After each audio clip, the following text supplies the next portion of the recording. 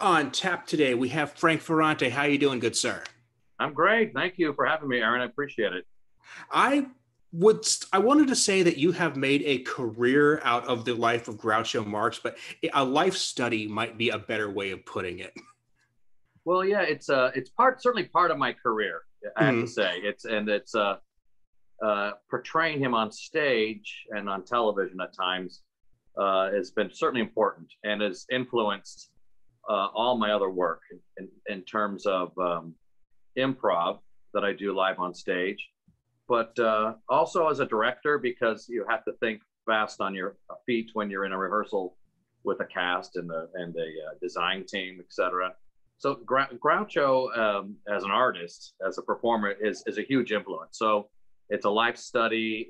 He's been a gigantic influence on me as a theater performer, and to me, I discovered him when I was a boy, Aaron. So it's in my blood at this point. Early on, it was part of my life. That's something you and I talked about when we were on the phone a couple weeks ago. Is that we're at the point now where so many people just had that in their life for so long because it's been around for so long. Mm-hmm. Like just to give some background, I'm told that when my mom went into labor, the Marx Brothers were on TV. That is literally the signal of me coming into this world. I I was told that during the conception there was a Marx brother involved, and so I don't know. Okay, well, So you one up me there, and I I congratulate you don't. for that. So you grew up with it, and your mom was obviously an influence for you, huh? In Hmm. terms of humor. Yeah, and humor was always a big part. It was always the one thing the whole family could bond over together. It's like we would disagree on dramas, and we would disagree on, but if something could make us laugh, we always liked that. That's a great way to grow up in a family. My parents were like that too. My father and mother would take us to movies in the '70s, and we'd be watching Peter Sellers, Woody Allen, Steve Martin a little later than that. Um, Mel Brooks. This was all condoned and encouraged in our household, which was fantastic because, as you know, and I'm sure your viewers know, um, humor is it's subversive. It's naughty. I learned a lot about sex and life and kind of subversive thinking and behavior through comedians. People just think it's light and fluffy, but there really is a reverberation. There's an impact on young people when they're exposed to comedy in print or on screen. That's for sure. And I'm grateful for it because I was taught by nuns, so I needed that kind of courage that someone like Groucho or a slew of others had. The brasher comedians that I loved. Groucho being at the top of my list, certainly. And I can see where you're coming from there because Groucho, in particular, he had a way of delivering his humor that you weren't necessarily sure he was being funny at first. I mean, he had that you had to think about what he said. That wait a minute, like the classic line that I wouldn't belong to any club that would have me as a member. It's like it takes a second to realize, wait a minute, that's an insult, and it's an insult on Right. himself. Yeah, yeah. I always say, people, are you concerned about cancel culture? I said, well, no, because I've done this role for those who don't know of your followers, for 35 years. I've done it all over the world on stage, New York and in London, 2 tours of Australia, 500 cities around Northern America, Europe, and the thing about Groucho, I think he has appeal, and I still perform the role ongoing on stage, and just filmed it for PBS. But to get to what we're talking about, Groucho made fun of everyone, including himself, men, women, mostly those who had authority in our lives over us, doctors, lawyers, professors, politicians. And so it's really satisfying to watch Groucho take down the elite, the pompous, the well-fed, and and Margaret Dumont, their famous foil, who played that Mrs. Rittenhouse character, embodied all that we did not have. Most of us did not have. The 99% of us. And so it's wonderful to watch Groucho Marx and the Marx Brothers, Chico and Harpo, just pummel the elite, the pompous, and it's a beautiful thing. And basically, the Marx Brothers in those movies, like Animal Crackers and Duck Soup, most of the good ones are outsiders. They're the outsiders looking in and tearing down society and the norm. I as someone who was taught by nuns, as I was referencing earlier, and was being threatened and was afraid, Groucho at age 9 became armor for me, an alter ego. And a lot of my peers were like that, I realized at the time. And I think that's still part of the appeal, that he says what he wants to say, Aaron, he does what he wants to do. And that's exhilarating. That never gets old. We don't get to do that unless we want to go to jail or be arrested or be punched, they get away with everything.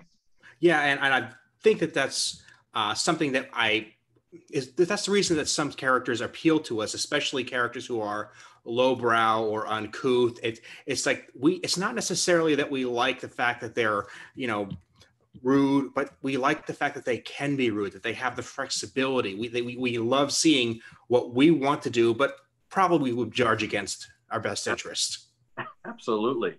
I mean, you can't say what he says to the Margaret Dumont character, again, who embodies all that is powerful. I can see you right now in the kitchen bending over a hot stove, but I can't see the stove.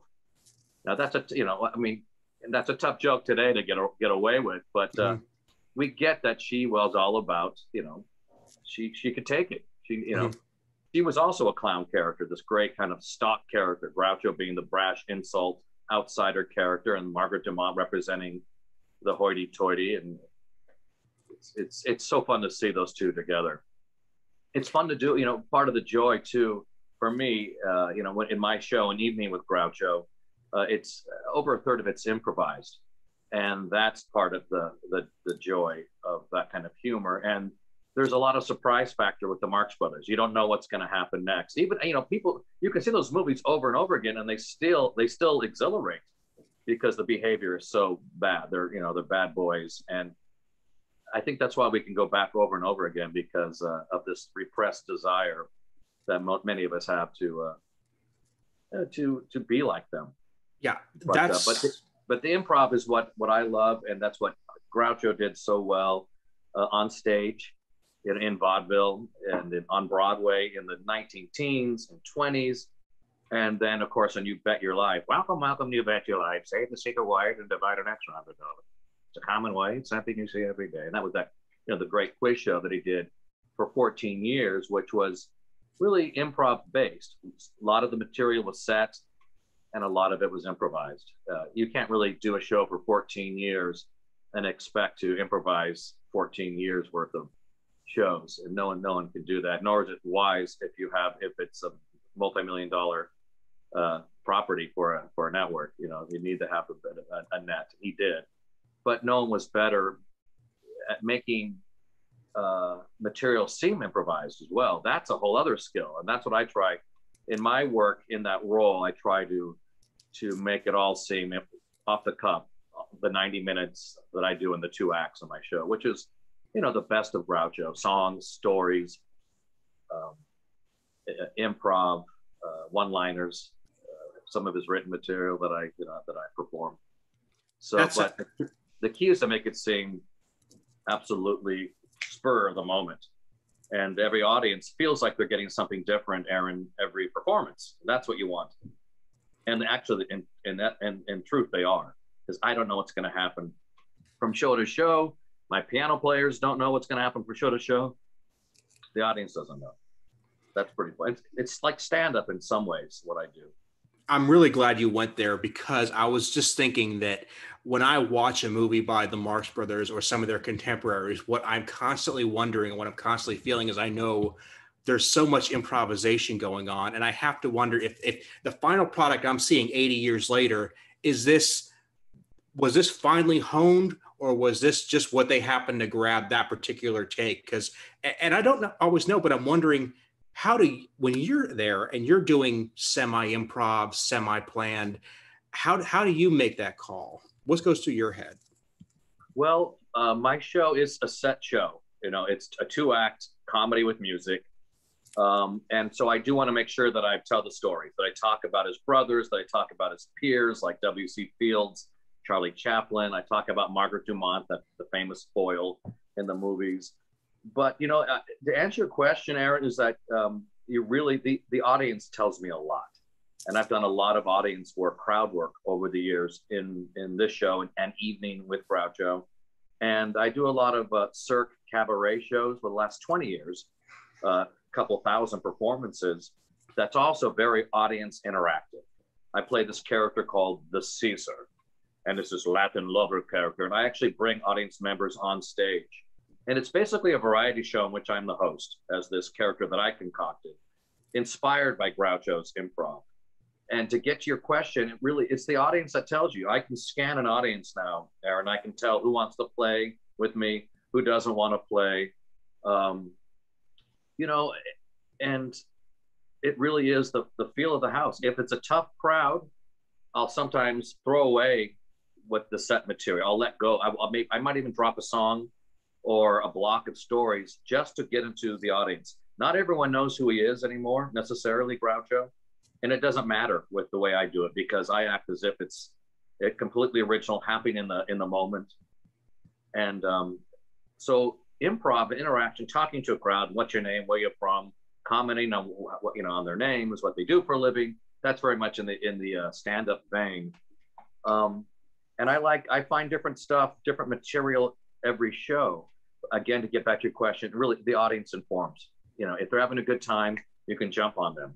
And then you're hoping for inspiration. If I'm in Seattle, there might be a young crowd of 20. You know, I've been in Seattle in the last, like, for 3 summers I was there, and there were kids and there were couples in their 20s from the university coming. I said, what's going on here? And they love the subversive quality, that kind of naughty quality, that wisecracking quality of Groucho Marx. There's a real hip quality to Groucho, his persona, the wisecracker, the commentator, the one who takes down, you know, who can you know, tease you and make fun of the stupidity of how we behave, how we dress, how we sound. You know, that's fun.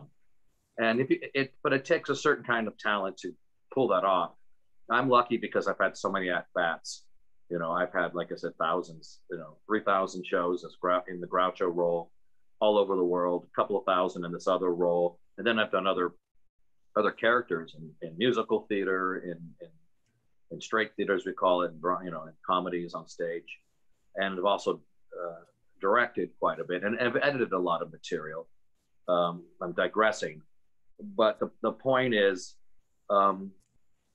it's every experience is different. That's the beauty of the theater. That's what I think we've been missing during the pandemic, is that kind of connection. You never really quite get it in a film or a television show, but the stage, it's like concerts. You know, you want to experience. It's nothing that's better than experiencing humor, I think, live. Experiencing music live, you feel the energy, the kinetic energy of it all, and you literally feel it. Now you can film something well, a live show like we did with my show. In part, it might, which it's coming out a year from now, but in part, I think my taped version of my film version of my show worked because I had the director of the show also was a camera person, Aaron. So this person was following me on stage with a handheld camera. So the audience, you know, when you're watching this on screen, you feel like you're on stage with me. You feel like you're in the audience with me, and that helps capture it. But generally, it's tough to capture that kind of electric vibe that you get when you're at a concert, music concert, stand up, a play, a musical, whatever, you know, a ballet, whatever it is. And it's exciting to see this start to open up now, this kind of live theater.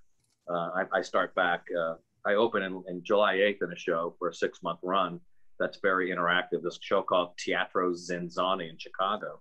I can't wait. You know, I can't wait to get back there. And what you learn, our audiences, everyone wants to escape for a couple of hours. So getting back to how do you know what to say, you can tell, I really do study people's faces, and you can start to feel people's energy. And I think people are in that theater because they want to have a good time and forget kind of the doldrums of their lives, or any kind of pain or sadness or whatever you're going through. I know I feel that way. That's why I love seeing something that's funny. I don't want to think about, you know, my bills or whatever's going on in my life, or, you know. But so I think we're in for an exciting time coming up in the next weeks and months. I would say so. And I think that we're all welcoming the return to this. And I think even in the larger sense, I think we're welcoming a return to this type of humor where, like you said, it's subversive and they're once again comfortable with taking a swing at anybody, not just, you know, one target audience, because, you know, it's not a good idea to just, you know, have a whipping boy in comedy. Everybody deserves their turn at bat now and then. That's true. That's true. And it's going to be interesting to see what people respond to. I think audiences are going to be effusive. That's my sense. I know that I'm ready to have I see it now. People going just out to get dinner. People are so excited to actually be with other people outside of their immediate group. I know I am. And I think we're in for some fun for the next few years. And we all certainly deserve it. That's for sure. You know? I'm going to make sure I put a link to that show on my website, aaronbossig.com. I have show notes for everything. And I keep adding to it as time goes on. So if something comes up, it'll make its way in there. So are there any of the projects you're working on right now? Well, the main thing is the Teatro ZinZanni, which is a big show I've been doing since 2001. And that's a show for your followers in the Midwest, whether it's, you know, they're in Wisconsin or Illinois or Ohio. I'll be doing that for into January 9th. It's a 6-month run, and that show has acts from all over the world. Contortionists, aerialists, singers, comedians, just the best. We've got Tony Award winners are in that show. A full band that's got like a 4-course meal. It's all under a tent they call a Spiegel tent. It's a Belgian tent, a 100-year-old tent, Aaron. And it's got hand-carved wood and stained glass, and it's a mirrored tent, and it's got beautiful, beautiful velvety, you know, drapery, curtains. I mean, it's extremely fun. It's a vaudeville for those who know vaudeville who are listening. It really is a variety show that is over the top, and that's the main thing I'm doing. After that, I've got some Groucho one-nighters of my show. In the spring, Groucho comes out on PBS, April and May. My Frank Ferrante's Groucho, the film version, and that takes me through, you know, a big chunk of my year. The great thing now is that the usual suspects, the people that hired me, are starting to pop up. I work a lot at the Walnut Street Theater in Philadelphia. I pitched the production of Anything Goes as a performer and director, so we'll see, which is kind of a Depression era musical, 1934. Cole Porter musical.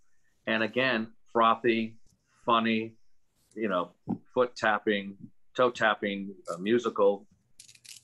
And so I'm fortunate to be busy. During the pandemic, I haven't really worked for a year and a half. I'm doing things, but in terms of income, like a lot of my colleagues, you know, where it came to a standstill for a lot of us. Of different levels in entertainment. So, but I did a lot of fun things, including putting together websites for my shows. And there's a great website that I'll share that it's not really my show directly, but for the Groucho fans, it's called GrouchoMarx.com. And Groucho, I own half of Groucho Marx Productions, which represents the name and likeness of Groucho Marx.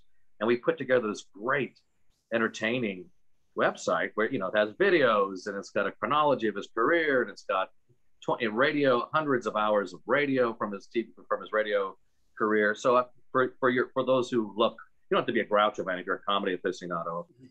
That's something I've been up to. I'm really proud to have put that out for aficionados. That's incredible, especially from a preservation point of view, where it can be hard to, if you're going to look for something like that, you might have to wait for a rare DVD release or comb the internet archives, but to have it all accessible like that is a real boon. Yeah, and it's really, it's comprehensive. So you can spend hours just, you know, surfing through, you know, going through it and checking it out. So I'm proud of that. And, you know, this Caesar character that I do in this Cirque show, like I mentioned, I did things online.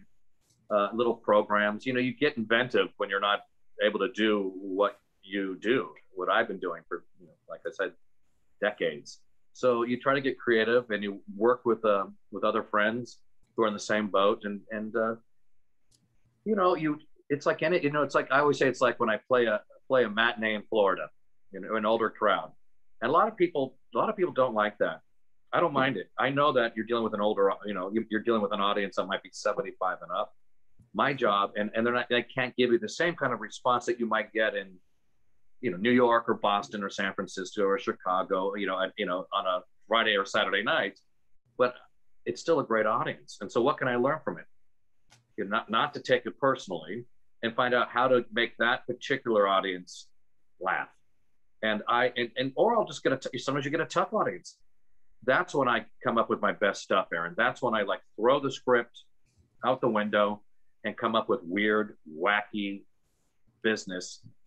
And that ends up becoming part of the show. So I developed this file, you know, of so-called improv, but also new improv evolved. So I have hundreds of jokes that have come out of my interaction with audiences. That's part of the show now, but I never stop, which I think harkens back to your question. How do you do it? How do you make the improv? How do you know how to do it, when to do it?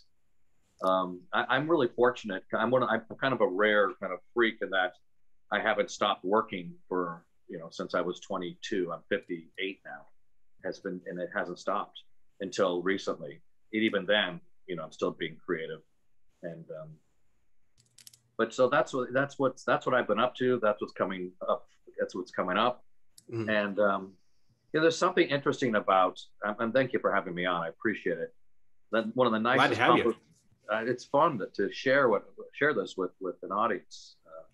One of the great things, I feel like I got the best compliment from Sean Penn as a name drop. He said, "Frank, you've got 1 foot in yesterday and 1 foot in today, and you make it all your own."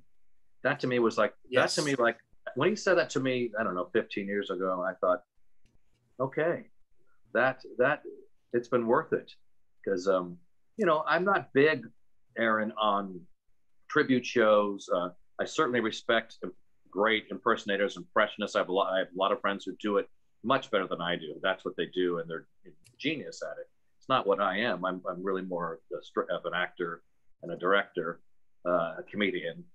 But there's some people really, I mean, I love seeing someone who can kill it. You know, when Jimmy Fallon does his singing, impersonations, to me, it's like, how do you do it? You know, people like Marilyn Michaels and John Biner from more of the older school, the Rich Littles, you know, in their head, you know, you can't beat what they do. But, you know, I don't know, I'm digressing, but my show isn't that kind of, it's not that kind of a show. Frank Gorshin did a one-man show about George Burns. He was nominated for a Tony Award, but that's a guy who also was a great actor, on top of being, you know, and crazy. I mean, for me, when I'm talking to you right here, and I mean, I hope people go on YouTube and check out Frank Ferrante. You'll see some insane, over-the-top clips of me as Groucho, as the Caesar, Caesar, and it's outrageous. And it's kind of again, it harkens back to vaudeville, to early live television, to the Sid Caesar vibe, Milton Berle, you know, attack, you know, just I go out with a full attack. I want everyone to have a good time, get their money's worth. And I'm not happy until people are rollicking and standing by the end. That's my job. You know, it's a big deal when people lay down, you know, their money to see you, and it's hard earned, and it's been harder earned for much of the world in the last year. So I feel a responsibility to kill it for an audience, and it matters to me. Not everyone cares about the whole show. Some people just care about their part of the show. I actually care about the whole show. In Teatro ZinZanni, this variety show where I've got like 45 minutes in it, 3 sets basically. But I know if I go too long with my improv, it could affect the audience's energy at the end, and it could have hurt someone else's act if I'm a hog, if I take up too much time. So I've gotten really good over the years to keep it tight, to keep my sets tight, you know, and to just kind of keep it moving. I spend a lot of time on this show talking about new media, and I'm a huge advocate of podcasting. I love YouTube. I think these are all great things, but I think that one of the concerns I've had is that if you have such a glut of content being made constantly, the audience might shift their focus away from the wealth of stuff that's already in our vaults, ready to be used and enjoyed. And I think acts like yours are the bridge between the two, where you're going to be able to take the best stuff that we've made the last century or so and make it accessible to people in the future. People who are used to having stuff on their phones constantly. They're used to being able to sit down at a box with millions of channels of content. I really think that's really where the best of both worlds. So I think you're right. And I think a lot of people, you know, I wonder how many people, Aaron, are going to go back into movie theaters too because of this, what we have in front of us. And, but I think it is a good bridge. I think my gut is there's going to be a craving, a desire to get back into a theater. I think I'm already starting to see it happen. Just seeing how ticket sales are going for this upcoming Chicago run. You realize people are really anxious and ready to get the hell out of their homes and back into the world. And by the time I'm working in July, I think we're playing to full capacity now. So a lot of the humor, the jokes are going to be about what has, you know, and as painful as it's been, and there's been, of course, horrible loss. And in every way of life and economy, for personal economies have been demolished. But we're going to have to deal with we're going to have to find the humor in how we behaved, you know, from masking to hand sanitizer to, you know, being isolated. All that is going to somehow, without being too heavy-handed, because we don't want, you know, mostly we want to escape from the memory and the thought of it. But we can't help but tease it. And that's going to that'll come through in the improv, I'm sure, in the work I do in the next months. And I'm kind of excited to see how that's going to play out. You know? And well, look at your heritage here. I mean, you're talking about, if you're looking from the Groucho perspective, they came out of the Depression, which was a period that lasted longer, affected more people, not quite in the same way, but they were making their humor out of some genuine misery. And that's, you could argue that that's why it was so profound. Well, I think you have a great point, Aaron. I think it was as horrible. It may have been worse. And some people were jumping off of bridges, committing suicide. Families were wiped out. I mean, it's horrifying. It went on for years. And humor became, and I know so much has been written about this, but humor became at the fore. You know, there's a reason why we had in that era of the 20s, and I mean late 20s and the 30s, up until World War II, Marx Brothers, W.C. Fields, Mae West, Three Stooges, and Chaplin was still doing film. Laurel and Hardy. You know, there's a long list. Some of the greatest film comedy that the country ever produced is a response to the horror that's going on at the time, the misery, as you say. And you know, people would scrape together their pennies to go see a film that in which they can get lost in it, in which they can identify with the players, with the Marx Brothers, with Laurel and Hardy, the hapless duo, or the assertive, crazy threesome that were the Marx Brothers, or watching the Stooges, you know, wreak havoc, you know, in the world, trying to do their best, you know, and generally in high society, and fail miserably. Of course, get, you know, pied and slapped and whatever else. But it's true. I think that we're in for, I hope, a renaissance. I hope a real appreciation for all kinds of comedy. You know, people always go, "Oh, things aren't as funny as they used to be." I think they're funnier than ever. You know, really? there is so much funny out there and brilliant that's happening. That, of course, through Netflix and so many other platforms, we're getting great minds of people of all backgrounds, male, female, all, you know, a diverse take. We're getting humor from all sides, which is fantastic. And that's been going on for a while, though. So, I mean, there's so many people to watch and to admire. And, you know, it's breathtaking when you see, you know, when you watch some of the material that's being done today, from the Ricky Gervaises to Larry David, makes me laugh still. Oh gosh, there's there's so many great comedians like Sarah Silverman and Chelsea Handler. They're just getting. I think they're all getting more. Dave Chappelle. They're getting more on. People are getting more honest. People are talking about their lives and finding the humor of it, the pain of their lives. It's what Richard Pryor was doing, back in the 70s, better than anyone, and still probably better than anyone. And people are relating to individual stories right now, people's stories of suffering. And I forget the comedian I was watching on a podcast, of course, as you say, the podcast is the thing, that something miserable had happened to this person, and they were thinking about how horrible this event was in their life. And then, but the other thought was, I can't wait to, find the comedy of it and share it with an audience. And I think it's important. I think we're going to see more of that too. We, all of us need to relate to each other. We've been isolated, and the idea of communing again as a family, as a nation, as an audience, however we want to put it, it's going to be really important, and I think cathartic. I can't wait to be in an audience and laugh my head off. I cannot wait to really applaud and have other people. It seems like a foreign thought right now. It does. It really does. And it's crazy, Aaron. People are going to rediscover that when you're there's nothing like laughing in an audience. That's why we have laugh tracks, because people are trying to synthesize that feeling of everybody else is loving it too. Right. And, I think that when we finally get people back there, it's going to be something that it's almost a renaissance of the theater. Yeah, I think so too. And there's a lot, we're coming off of a lot, certainly, from there has been a lack of inclusion in the theater and the arts, and that's going to change. So we're going to get humor from different areas that we haven't had in the last decades or ever.